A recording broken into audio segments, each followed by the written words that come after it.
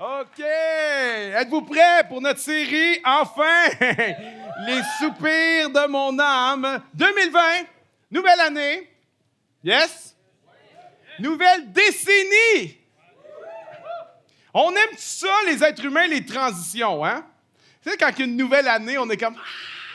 2020, ça nous excite parce que c'est comme si on se dit, OK, mais j'ai l'espoir que cette année, ça va être différent. Tu t'es déjà dit ça? Hey, cette année-là, ça ne sera pas pareil. On aime oublier aussi qu'on s'est dit la même chose l'année d'avant, et l'autre année d'avant, et l'autre année d'avant. Mais c'est pas grave, parce que cette année, ça va être différent. Laisse-moi dire ceci.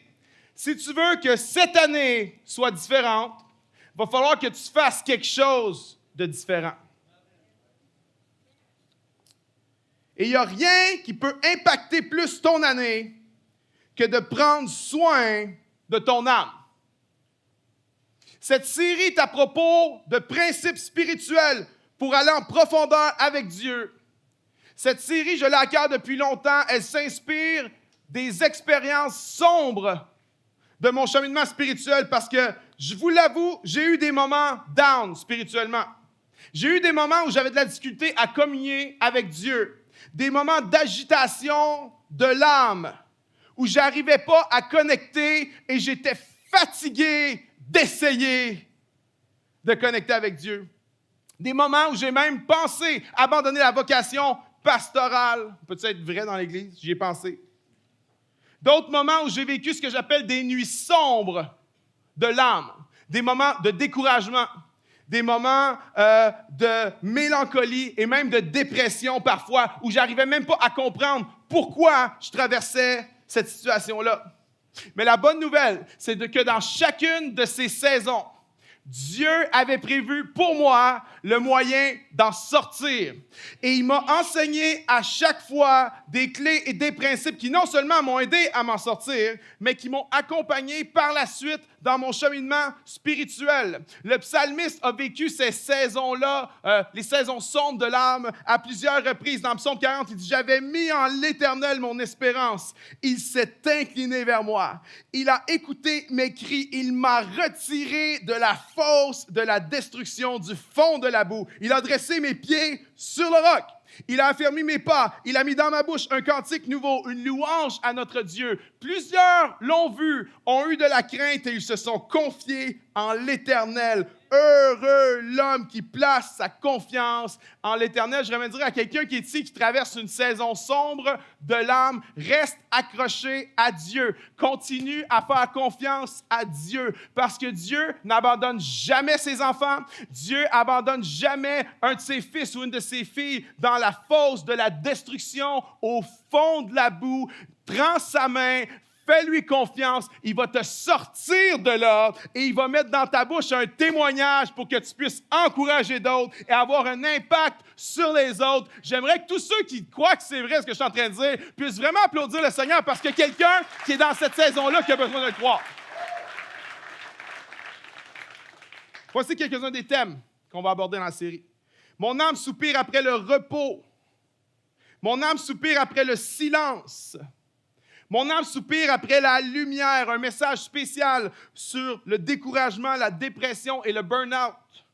Mon âme soupire après la liberté. On va terminer la thématique avec mon âme soupire après le bonheur. Mais ce soir, je vais mettre la table et c'est l'introduction. Et le titre du message de ce soir, c'est « Mon âme soupire après quelque chose de plus ». As-tu déjà eu l'impression qu'il manque quelque chose?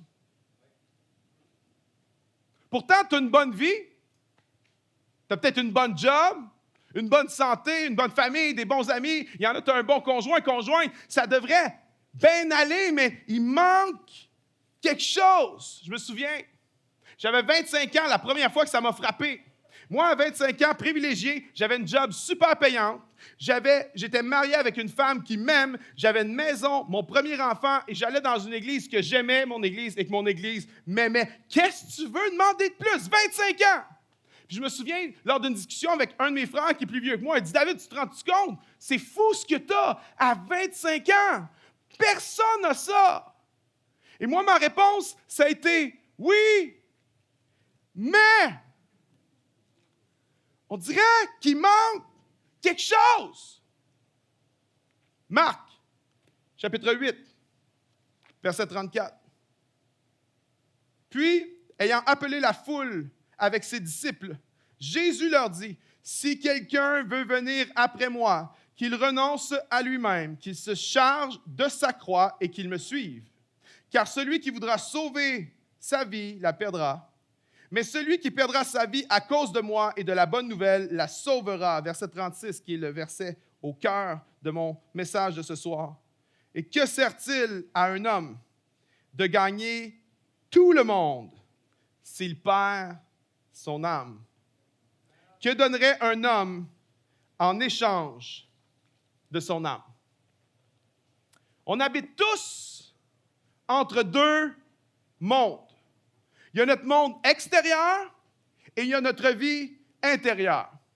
Il y a notre vie publique et il y a notre vie privée. Notre vie publique, c'est notre travail, nos possessions, notre vie sociale, notre apparence et nos accomplissements. Notre vie privée, c'est nos valeurs, notre caractère, notre adoration et notre spiritualité. Et nous vivons à une époque qui nous encourage très, très fortement à prendre soin de la vie extérieure, mais pas pantoute à prendre soin de la vie intérieure.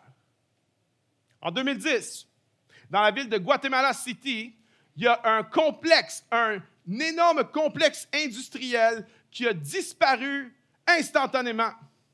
Il y a un trou qui s'est formé dans le sol de 65 pieds de profond et de 300 pieds de diamètre. Imagine-toi, tu te couches, tout va bien. Tu te lèves le lendemain matin, puis il y a ça dans ta cour en arrière. C'est ce qu'on appelle une doline. C'est un phénomène naturel. C'est l'eau qui vient éroder sous la surface du sol et avec le temps, on ne s'en aperçoit pas, mais à un moment donné, il y en a qui te mettent à avoir peur, y a-t-il une doline? Il y a des gens qui sont comme angoissés. Et à un moment donné, le sol en surface n'est plus capable de porter la pression qu'il y a sur le sol et tout s'effondre. J'aimerais dire ça, c'est une métaphore de ce qui arrive à notre âme quand on la néglige. Pendant longtemps, ça ne paraît pas. Personne ne le sait, personne ne le voit. Pendant longtemps, peut-être que même toi, tu ne le remarques pas tant que ça, mais il y a une érosion en profondeur et tout à coup, sans crier gare, ça s'effondre. Pour certains, c'est burn-out. Pour d'autres, c'est anxiété généralisée. Pour d'autres, c'est dépendance, chute morale, adultère. J'aimerais dire à chacun d'entre nous ici, nous rappeler que c'est vraiment important qu'alors que ta vie extérieure prend de l'expansion, alors que tu grandis dans ta vie extérieure, alors que tu grandis en influence, en leadership, alors que tu as plus d'argent, plus de gens à ta charge, plus de responsabilités, alors que ta vie extérieure grandit, c'est vraiment important que ta vie intérieure puisse grandir en même temps que ta vie extérieure. Sinon, à un moment donné, en profondeur, il va manquer de soutien et ça va s'écrouler. Au 21e siècle, on a plus de pression que jamais. Le monde est rendu complètement cinglé, la vitesse à laquelle ça va, et ça ne va pas aller en s'améliorant. La pression sur les êtres humains va en s'augmentant. Le stress, l'anxiété sont des véritables épidémies dans notre société. C'est donc plus que jamais capital d'apprendre à prendre soin de notre âme. Que sert-il à un homme de gagner le monde s'il perd son âme? Tu as remarqué comment c'est difficile de prendre soin de l'intérieur? Tu as remarqué ça? Des fois, ce n'est pas facile de prendre soin de l'extérieur, mais c'est vraiment plus facile de prendre soin de l'extérieur que de l'intérieur. Voici pourquoi. Quand tu ne prends pas soin de ta vie extérieure, elle crie pour ton attention. Prends pas soin de ta job. Tu vas voir, à un moment donné, ton boss va crier pour ton attention. Puis si tu ne portes pas attention, à un moment donné, tu vas perdre ta job et c'est ton compte de banque qui va crier pour ton attention. Mais la vie intérieure, quand on la néglige, elle ne crie pas. C'est à peine un doux murmure. On a l'impression qu'on peut toujours remettre à plus tard. En plus de ça, la vie extérieure, quand tu prends soin de ta vie extérieure, c'est là que tu es applaudi. C'est là que le monde fait « Wow! Perdu 20 livres! Sexy baby! Yeah! Bravo, bravo, bravo! Prends soin de l'extérieur. Quand tu as une promotion, promotion! Wow! Nouvelle voiture! Wow! Hey, tant de followers! Tout l'extérieur. Il y a quelqu'un, quand tu prends soin de l'extérieur, il y a quelqu'un qui va t'applaudir. Bravo, tu as pris soin de l'extérieur. Mais quand tu prends soin de l'intérieur, il n'y a pas personne pour applaudir. Parce que juste toi qui le sais. Que donnerait un homme en échange de son âme? Mais la question, c'est, qu'est-ce que l'âme? C'est quoi cette affaire-là, l'âme? Dans la langue française, on utilise souvent le mot âme pour parler de profondeur. On va parler, par exemple, dans une équipe de sport, on va parler de l'âme d'une équipe. Tom Brady, l'âme des Patriots de la Nouvelle-Angleterre. On va utiliser le mot âme pour parler de quelqu'un qui est noble, une grande âme. Dans les arts, on utilise souvent le mot âme, on va parler de l'âme d'un band ou l'âme d'un groupe. Lorsque quelqu'un danse, lorsqu'il y a certains danseurs, on va dire, lui, quand il danse ou elle, quand elle danse, c'est pas pareil. She have soul quand elle danse. Elle a de l'âme, il a de l'âme quand elle danse. On utilise le mot âme en amour aussi. Lorsque deux personnes ont une connexion profonde ensemble, on va dire qu'elles sont des âmes sœurs. Et à l'Église, on va utiliser souvent le mot âme. Pas étonnant, 386 fois dans la Bible, on retrouve le mot âme et on chante souvent à propos de l'âme. Et je vais chanter pour vous ce soir, pour votre plus grand plaisir. Non, on ne va pas le faire. OK. Mon âme a soif de toi, mon âme soupire après toi. Oui, bénis l'Éternel, ô mon âme. Il y a une profondeur à ton âme que les mots ne peuvent pas décrire. Mais c'est quoi l'âme?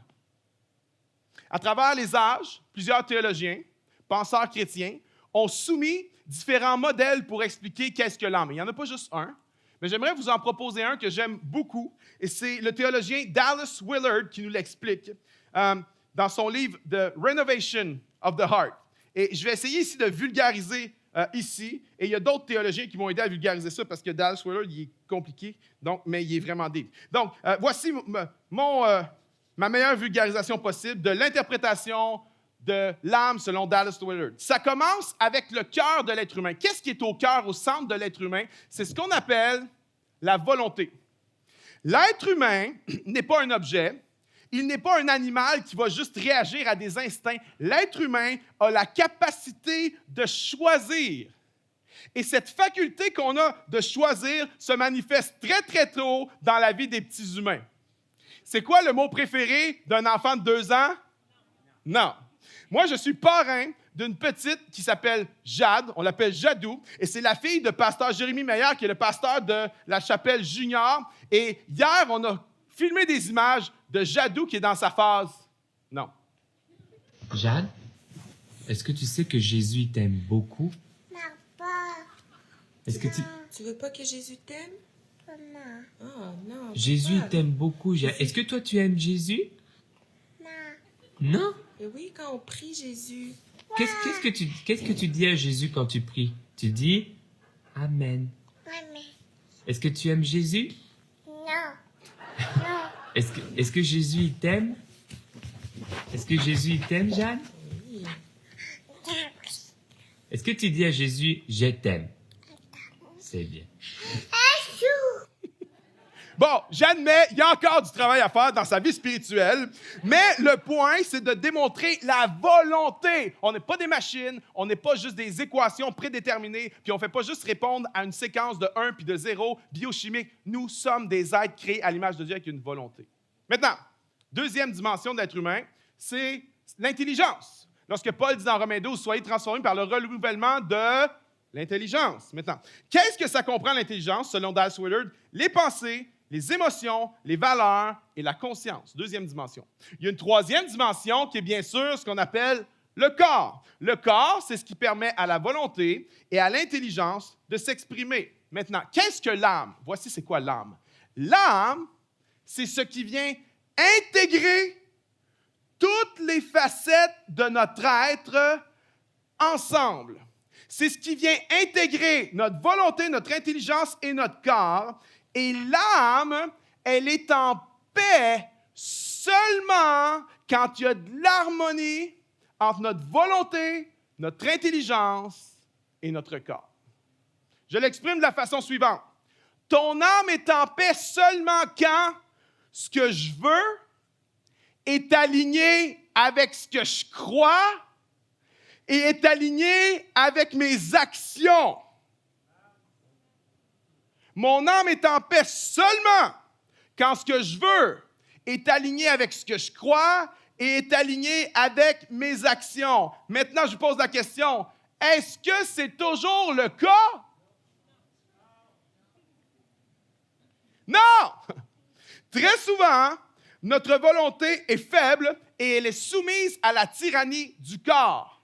Très souvent, notre intelligence est soumise à la tyrannie du corps, elle devient distorsionnée et elle affaiblit également la volonté. Je donne un petit exemple. Février dernier, j'ai été à Atlanta pour faire du ministère là-bas, j'ai été prêcher. Et j'ai amené un membre de la chapelle Marlène avec moi, Adriano, qui est juste là. Puis Adriano donnait son témoignage, on était dans une église, Adriano donnait son témoignage et moi je prêchais. Et on avait du temps libre, on a été visiter Atlanta, on s'est ramassé dans un café, je pense que c'était le Hard Rock Café, je ne suis pas sûr. Mais on a mangé des portions, ça n'avait juste pas de bon sens. Ça n'a pas de sens, la dimension des portions. On avait mangé. Et à la fin du repas, le serveur nous arrive avec la carte des desserts. OK? Mais je n'étais pas capable de manger. J'avais juste trop mangé. Mais là, j'ai juste comme jeté un petit œil sur la photo, là. Puis j'ai vu une petite image d'une tarte à la kélim. Et instantanément, mon corps m'a dit ceci. « Veux un morceau de tarte? » L'intelligence a répondu « Wow, Potier, tu devrais pas faire ça. Tu devrais pas manger ça, c'est pas bon pour toi. » La volonté a répondu « Non, non, non, non, non, il n'y en est pas question. » Mais le corps a renchéri et a dit « Veux un morceau de tarte? » L'intelligence répond, mais as-tu vu le nombre de calories qui est écrit à côté de la photo? 1800 calories! L'intelligence dit, ça, c'est plus de calories que qu'est-ce que tu es supposé de manger en une journée. Touche pas à ça. La volonté dit, you can't touch this. Touche pas à ça. Mais le corps répond, veux un morceau de tarte. L'intelligence dit, ben là, t'as tellement mangé au repas, tu vas avoir l'air de quoi si tu manges un morceau de tarte? En plus de ça, Adriano prend pas de dessert. Le corps dit, veux un morceau de tarte? Alors, l'intelligence répond, ben demande donc à Adriano s'il va prendre un morceau de dessert. Comme ça, tu ne seras pas tout seul à manger du dessert. Alors, le corps dit, Adriano, vas-tu prendre du dessert? Et Adriano dit, non. Le corps dit, t'es sûr? Check-moi donc les desserts, mon homme. Adriano dit, OK. Le corps dit, Adriano, qu'est-ce que tu vas prendre pour manger? Adri dit, je vais prendre le Sunday. Mes amis, le Sunday. Le Sunday. Et là, le corps me dit, veux un morceau de tarte. L'intelligence dit, hey, regarde donc le nombre de calories sur la carte des desserts à côté du Sunday. Et je vois 2200 calories. Et là, mon intelligence me dit, ben, tu peux peut-être en prendre un morceau de tarte. Toi, tu manges juste 1800 calories. T'es pas si pire que ça. Adriano, lui, c'est un porc. Il mange 2200 calories. Et la volonté dit, OK, mange-les donc, ton foutu morceau de tarte.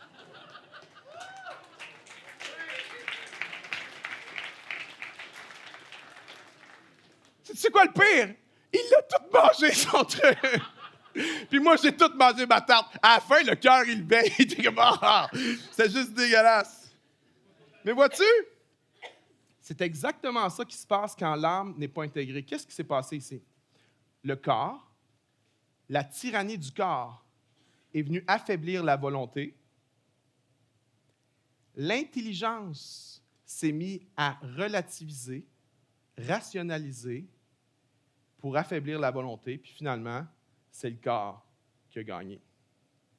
On peut appliquer ça dans n'importe quoi. Puis c'est drôle quand c'est un morceau de tarte, mais il y a bien d'autres affaires que c'est pas drôle. Quand c'est des dépendances, quand c'est de l'abus de substances, quand c'est des images, quand c'est de la porno, il y a tellement de choses où notre volonté est affaiblie. Et qu'est-ce qui se passe quand ça arrive? Notre âme meurt. Notre âme n'est pas bien parce qu'on n'est pas intégré. Maintenant, je sais que c'est un peu technique, OK? Alors, plutôt que d'essayer de vous expliquer c'est quoi, il y a différentes personnes, différents profils. L'âme, je vais essayer de vous l'expliquer d'une façon différente. Ce que tu ressens quand tu es au sommet d'une montagne, tu vas au Mont Harford en Estrie pendant le Festival des couleurs à fin septembre, puis là, tu contemples le spectacle du sommet de la montagne, tu vois 1 milliard de couleurs différentes, puis là, il y a quelque chose en toi qui fait « Wow! » Ça, c'est ton âme. Quand tu vas à la plage, quand tu vas à la mer et que tu vois un coucher de soleil, que tu entends le bruit des vagues qui vient frapper sur le sable, que tu sens l'eau salée, et que ton âme dit « Wow! » Il y a quelque chose en toi qui dit « Wow! » Il y a quelque chose en toi qui veut regarder quelqu'un pour dire « Wow! » avec lui. Et si tu n'as pas personne, tu prends une photo, puis tu mets ça sur les médias sociaux, puis tu dis « Wow! » Puis tu dis à l'univers « Wow! » Ça, c'est ton âme. Quand tu entends un bébé rire, ce que tu ressens, c'est ton âme. Voici pourquoi. Parce que dans tous ces moments-là que je viens de vous dire, notre volonté, nos valeurs et nos actions sont parfaitement en harmonie et ton âme fait « Wow! I was born for this. Je suis né pour ça. » Quand tu viens à l'église pour la première fois, puis qu'il y a un gars un peu bizarre avec des lunettes en avant qui parle, puis tu dis « Ouais, je sais pas, peut-être, tu sais. » Mais que là, tantôt, on va commencer à chanter des chants, puis qu'au premier accord, il y a quelque chose qui monte en toi, les larmes montent, il y a quelque chose qui dit « Qu'est-ce que c'est que ça? » Ça, c'est ton âme. Quand tu as une addiction, c'est ton âme qui est enchaînée. C'est pas juste ton corps. Ça, c'est ton âme. Maintenant, ton âme, c'est aussi, tu sais, quand tu as faim. Je ne parle pas d'avoir faim de nourriture nécessairement, mais tu sais, quand tu as faim. Tu sais, quand tu dis pas assez, ça prend plus. Encore, plus et plus. Ça, c'est ton âme. Il y a un anthropologue de l'Ancien Testament qui a appelé l'âme « the needy man ». L'homme qui veut. La nature de l'âme, c'est de demander encore et encore. L'âme est insatiable. Tu savais ça? Ton âme est insatiable. Ton âme veut toujours plus de temps, toujours plus de sagesse, toujours plus de beauté, toujours plus de rire, toujours plus de vidéos sur YouTube, toujours plus. L'âme est insatiable. La nature de l'âme, c'est de demander. Dans les années 90, il y a un film, une comédie qui est sortie avec Bill Murray. Ça s'appelait « Comment ça va, Bob ?» Je ne sais pas s'il y en a qui ont vu ce film-là. C'est avec Richard Dreyfuss. Et Bill Murray joue le personnage d'un gars qui est hyper hypocondriaque avec une série de troubles obsessifs compulsifs. Et il consulte son psy, qui est Dr. Marvin. Et je me souviens de la scène où la première fois, ils se rencontrent. Et là, Dr. Marvin dit à Bob, « Bob, pourquoi tu viens me voir? » Puis Bob dit, « J'ai peur. » Il dit, « De quoi t'as peur, Bob? » Et là, commence à faire l'énoncé. Il dit, « J'ai peur des gens malades. Docteur, j'ai peur de toucher des objets dans les endroits publics. J'ai peur de bouger. J'ai des nausées, des sueurs froides, des sueurs chaudes, de la chair de poule, difficulté à respirer, difficulté à avaler, une vision floue, des tremblements involontaires, des mains moites, les lèvres engourdies, de l'hypersensibilité aux ongles, je ne savais même pas que ça existait, de l'inconfort pelvien. Et si mon cœur arrêtait de battre, docteur, et si jamais j'ai tellement envie et que ma vessie explose parce que je ne trouve pas les toilettes, docteur, et non. Et la trame de fond du film, c'est que Bob va poursuivre son psy inlassablement. Il est toujours après. Il va au bureau quand il y a d'autres patients. Il va le poursuivre au parc quand il fait une promenade, quand il est à vélo. Il va même le poursuivre jusqu'à la maison chez eux. Et à un moment donné, il va se ramasser en vacances avec lui. À un moment donné, il est assis sur la toilette puis il voit à travers la fenêtre. Bob est toujours là puis il est toujours « Docteur Marvin, j'ai besoin de vous, Docteur Marvin, j'ai besoin de vous. » J'aimerais dire, ton âme, c'est Bob. Ton âme, elle est comme ça. Elle est insatiable. Ton âme a des désirs infinis. Et quand tu y penses, c'est vraiment spécial que des êtres limités comme nous aient des désirs illimités. Ça n'a même pas de sens, en fait. Comment ça se fait que nous, on est limité en toutes choses? On est limité en temps, en énergie, en talent, en intelligence, on est limité dans l'espace. Nous sommes des êtres limités. Comment ça se fait que dans le cœur de l'être humain, il y a quelque chose d'illimité? Il y a des désirs illimités. Ton âme a des désirs insatiables. Et le problème, c'est pas que ton âme a des désirs infinis. Le problème, c'est comment vas-tu rencontrer ces désirs infinis dans ton âme? Est-ce que tu vas prendre des choses qui sont finies, limitées, des mauvaises, parfois des bonnes, mais qui ne vont pas rencontrer les désirs infinis de ton âme, ou bien tu vas prendre quelque chose d'infini pour remplir des désirs infinis? Laissez-moi vous dire, il y a une seule chose dans l'univers qui est aussi grand que les désirs de notre âme, c'est Dieu, mon ami. Dieu seul a la capacité de rencontrer les désirs infinis de ton âme. Dieu seul est le pain de vie. Dieu seul est la source d'eau vive. Et si tu as faim et tu as soif de lui, laisse-moi te dire, il veut rencontrer ces désirs-là. Thomas d'Aquin dit ceci, le besoin de l'âme, c'est un pointeur vers Dieu. Il me semble que je voudrais plus de ce gâteau au fromage. Pointeur vers Dieu. Il me semble que je voudrais plus de pointeur vers Dieu. Tim Keller a dit ceci. Tim Keller, pour moi, c'est probablement le penseur le plus brillant chrétien vivant à notre époque. Et Tim Keller était dans un rassemblement comme celui-ci, à un moment donné, puis il a fait cette déclaration, il a dit « les gens pensent que notre âme, c'est comme une rivière tranquille.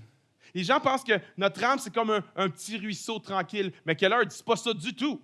Il dit « Notre âme, c'est comme une pulsion sexuelle. » Et là, c'est devenu silencieux, pareil comme vous autres, là. Pareil, même affaire. Il dit « Your soul is like a sex drive. »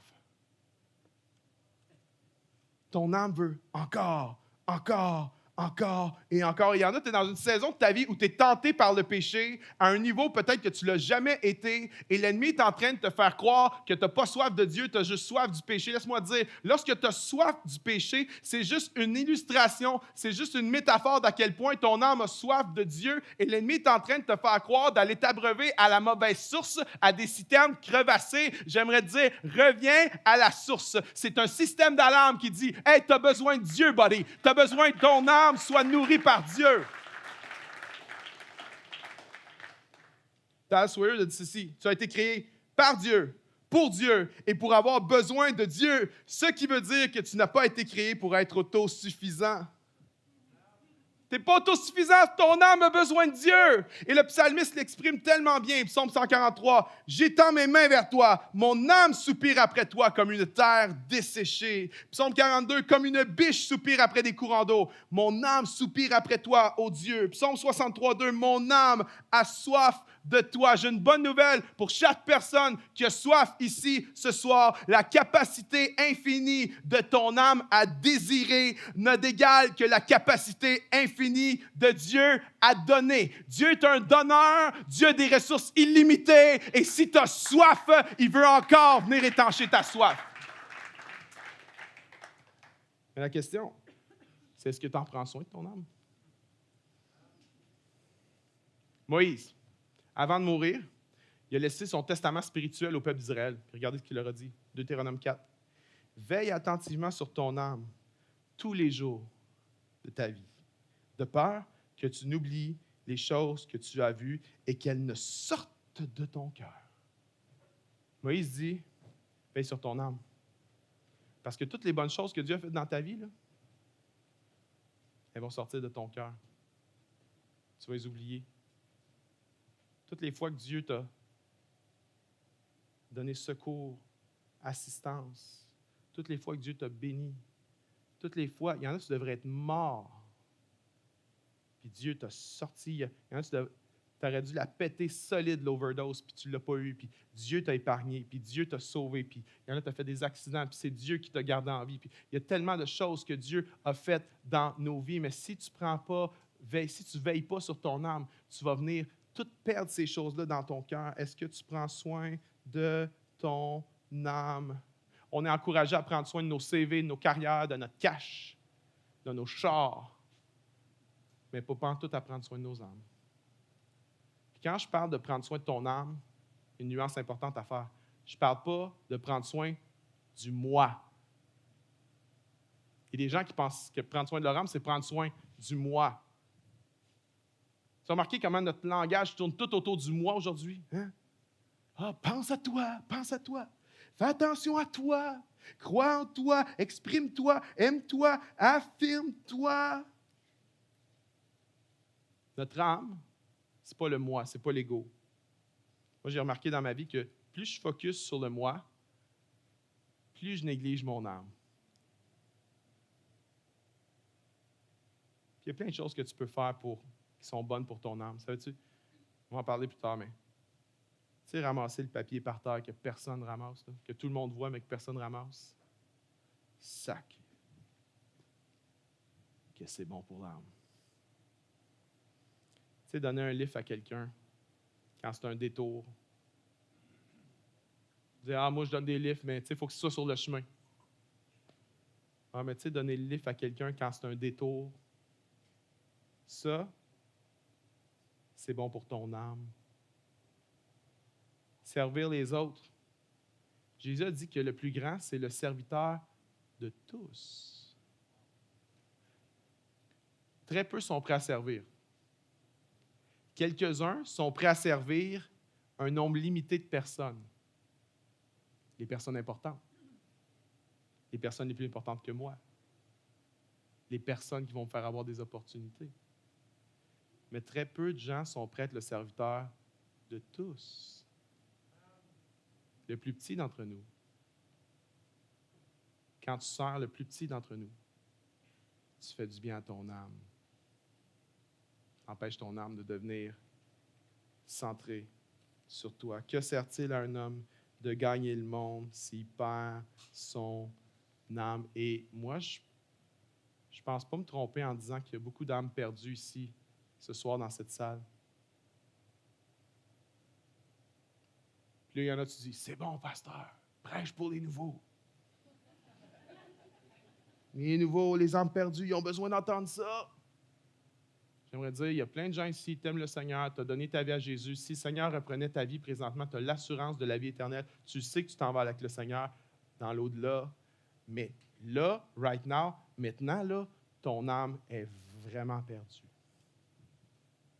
Parce qu'une âme perdue, ce n'est pas juste à propos d'une destination. Une âme perdue, c'est d'abord et avant tout une condition présente. Ce n'est pas que je suis perdu puis je vais me retrouver à mauvaise place. C'est que je vais me retrouver à mauvaise place parce que je suis perdu. Pense à ça. Si une voiture, belle voiture de luxe, ne fonctionne pas, qu'est-ce que ça change qu'elle se retrouve dans une cour à scrap ou dans le stationnement d'un hôtel comme le Ritz? Ça ne change rien. Elle ne marche pas. Moi, je pense qu'il y a plusieurs personnes dans la salle ce soir.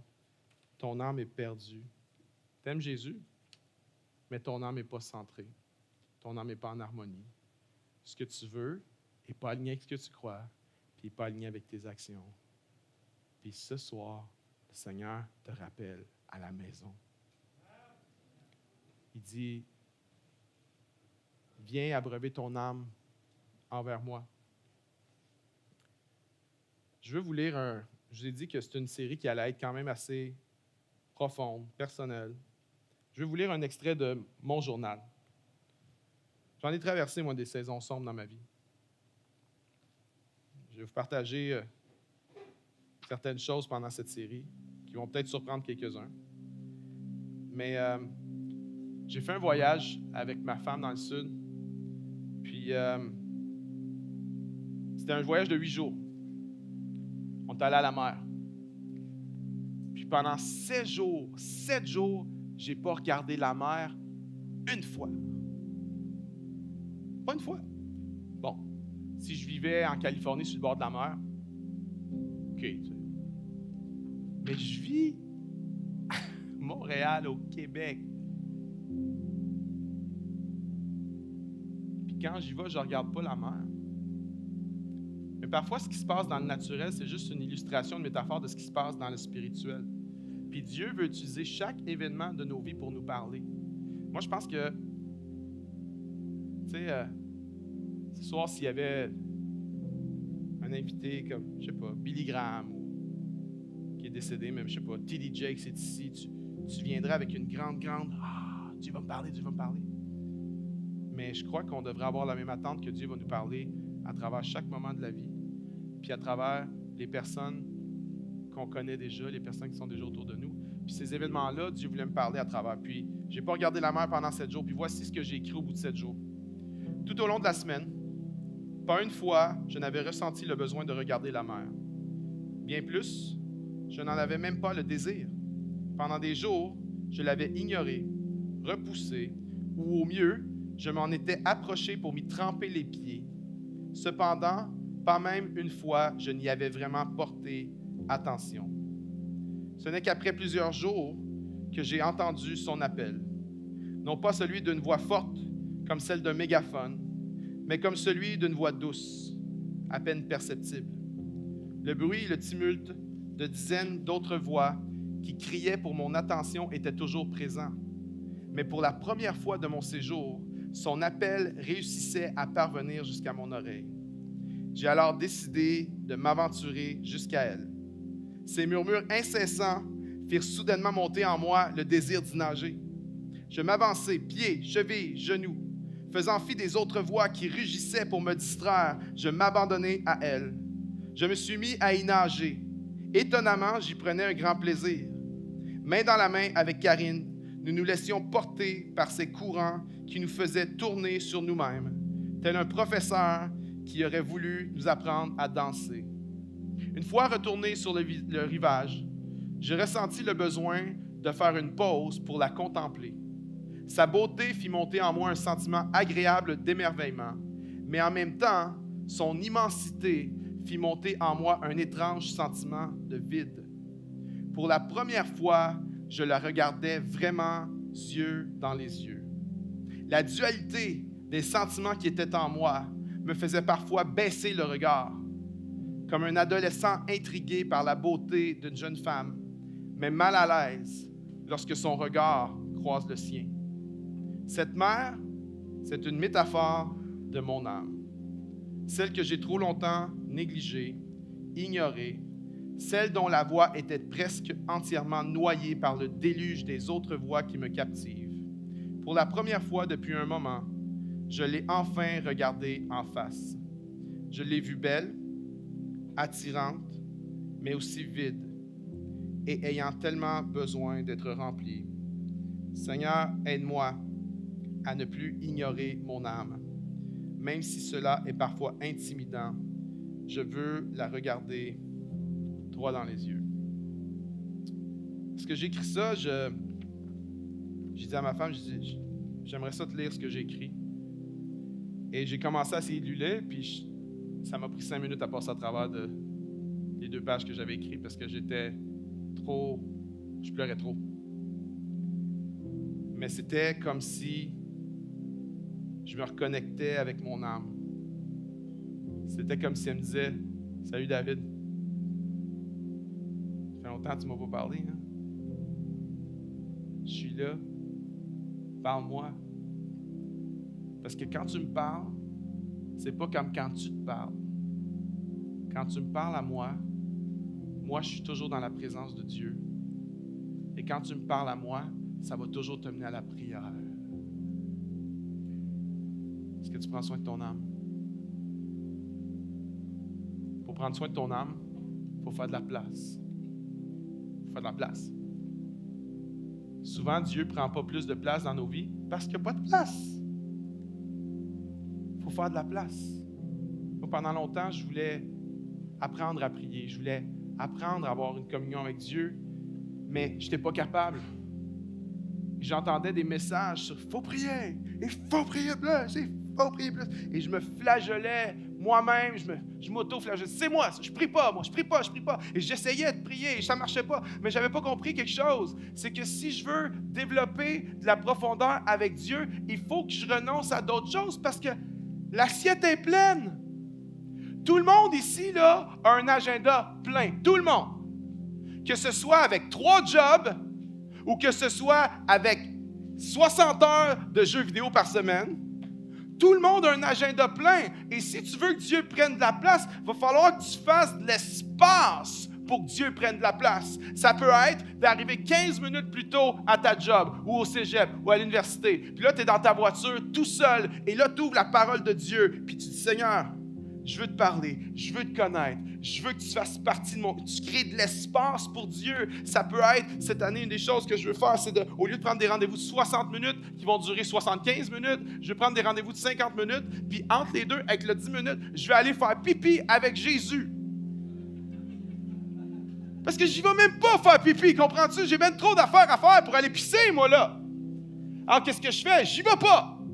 Mais je veux faire de l'espace. Et quand tu crées de l'espace, laisse-moi dire, Dieu veut tellement faire partie de ta vie. Dieu veut tellement être là. Si tu crées de l'espace, tu vas permettre à Dieu d'envahir cet espace-là. Et chaque petit moment d'espace que tu vas créer va devenir un endroit sacré où Dieu va venir et Dieu va intervenir dans ta vie et dans ton quotidien. Laisse-moi dire, si tu as soif de Dieu, si tu as soif de plus du Seigneur, si tu as soif de profondeur spirituelle, ça n'arrivera pas avec un moment, un espèce de truc spectaculaire, une expérience de fou, Moïse au buisson ardent, puis il n'y a plus jamais eu de combat spirituel. Non, c'est pas ça du tout, laisse-moi dire. Souvent, on cherche l'instantané, on se dit, OK, j'ai soif de Dieu, j'ai besoin de quelque chose d'instantané, un autre preacher, je change d'église, une conférence, oui, ils ont l'onction là-bas, Bethel Church, je vais aller faire un pèlerinage à Bethel, on cherche instantané.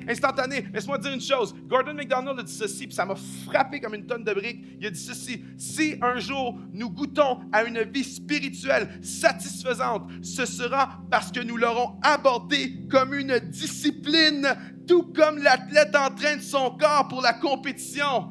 There's no shortcuts. Il n'y a pas de raccourci. C'est juste une vie avec Dieu. Faites de l'espace. Et la série Les soupirs de mon âme, c'est à propos de secouer le gars, la chair. Faites de l'espace pour Dieu. Faites de l'espace pour Dieu. Repos, c'est pour faire de l'espace pour Dieu. Silence, c'est pour faire de l'espace pour Dieu. Tu dis, mais c'est quoi le message de la prière? Quand est-ce que tu vas le faire? Tous les messages de la série sont à propos de la prière. Parce que le but de la série, c'est de faire de l'espace pour que le sacré vienne envahir notre espace et que notre vie puisse devenir quelque chose qui est une louange à la gloire de Dieu. C'est ça le but de cette série-là. C'est ça qu'on va faire ensemble. Qu'est-ce que tu vas enlever? Il y en a, t'es comme un junkie, tu sais, t'es comme, j'enlève tout, mange plus, je dors plus, j'écoute plus la TV, les médias sociaux, mon cellulaire. Puis 5 minutes après, tu vas être en train de brailler que t'as piétiné ton cellulaire. Calme-toi. Non, c'est quoi la chose? C'est quoi la chose que tu vas donner de l'espace à Dieu? 5 minutes, 10 minutes, 15 minutes, arriver plus tôt le matin. Check tu sais, le truc là, qui dit combien de temps tu passes sur les médias sociaux, regarde-les. C'est fréquent. Tu penses que tu as fait 5 minutes, tu en as fait 45. Tu penses que tu as fait 1 heure, tu en as fait 3. C'est de même. Il y a tellement d'affaires. Dis, moi, il faut que je fasse de l'espace. Je vais faire de l'espace, là, parce que là, il y en a trop, il faut que je prenne du temps avec Dieu. Fait que là, je vais enlever des affaires. Fait que là, je vais venir à l'église 1 fois par mois. Je n'irai plus dans le 5 à 7, il faut que je fasse de l'espace. Je vais arrêter de servir à l'église parce que faut que je fasse de l'espace. C'est pas là-dedans, il faut que tu fasses de l'espace. Fais de l'espace dans le superflu. Fais de l'espace dans ces choses-là qui ne nourrissent pas notre âme, qui ne sont pas mauvais, mais qui ne nourrissent pas notre âme. Cette génération crie pour des gens qui savent comment vivre. Et nous allons faire une chose, la chapelle, nous allons apprendre à vivre. Et on va pouvoir transmettre la vie aux autres. Vous êtes d'accord avec moi? C'est ça qui nous attend en 2020. Est-ce qu'on peut ensemble acclamer le Seigneur? Et on se lève tout le monde ensemble. On se lève. Je veux prier pour nous. Est-ce qu'on peut juste lever nos mains vers le Seigneur? Fermons les yeux ensemble et levons nos mains vers le Seigneur. C'est pas juste un rituel. Maintenant, en levant tes mains, tu es en train de créer de l'espace pour Dieu. OK? C'est sérieux, là. Tu crées de l'espace pour Dieu présentement. Tu es en train de créer à Dieu une occasion d'envahir ton espace. Tu es en train de créer un sanctuaire maintenant, un temple à Dieu, alors que tu lui offres cet espace-là dans ta vie, là. Seigneur, nous donnons à toi, nous allons vivre ce moment d'adoration, non pas comme quelque chose qu'on fait à chaque semaine, ou un rituel, nous allons vivre ce moment d'adoration, on va être là, Seigneur. Parce que toi, tu es déjà là, tu es déjà présent. C'est pas toi qui n'es pas là, c'est nous qui ne sommes pas là. Et on te donne cet espace. Et nous te disons, Seigneur, garde-nous là, garde-nous maintenant. On donne nos pensées, nos cœurs, tout notre être focus sur toi, Seigneur Jésus. Et nous voulons te demander, viens envahir notre espace et que ce temps de louange soit juste une pratique pour cette semaine, une pratique pour cette année où on va apprendre à donner plus d'espace pour que les soupirs de nos âmes puissent être satisfaits dans le nom de Jésus. Et toute la chapelle Mylène dit avec moi, Amen. Est-ce qu'on peut à l'avance acclamer le Seigneur, le Sauveur de notre âme? Allez, plus fort que ça, c'est le Sauveur de mon âme. Tu as besoin, ton âme a besoin. Applaudis-le, acclame-le. On va célébrer ensemble et tu chantes, OK? Mon âme a soif de toi. Chante-le avec tes tripes.